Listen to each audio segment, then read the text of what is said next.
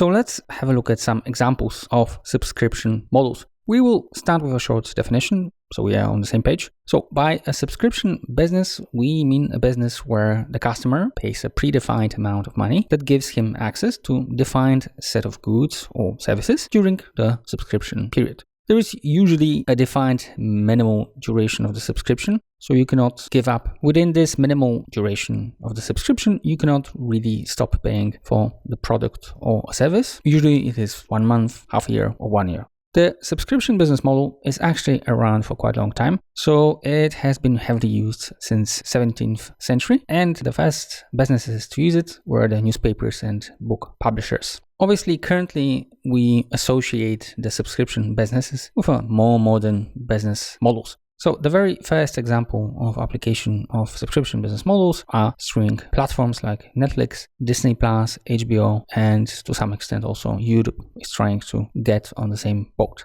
On top of that, we've got plenty of software as SaaS companies, and we will discuss later on that in more detail. An example of such a company would be Dropbox, Zoom, Slack. Now, we would also have plenty of digital marketplaces that give you access to digital products based on subscription. The most popular, obviously, is Spotify. Audible, which gives you access to audiobooks, is also having this option, and LinkedIn Learning does it for the online courses. The subscription business model has been something that also consumer goods have been flirting, and a very good example of that would be Dollar Shave Club offering products for men, mainly around shaving. Blue Apron, which sends you products with which you can cook, and finally Birchbox, which sends you cosmetics. Actually, in the cosmetics, you will find plenty of other examples as well. And finally, we actually have a lot of companies which have been doing subscription models for ages, and mainly in services. So Prime is a form of a subscription business which gives you a set of benefits against a fixed payment.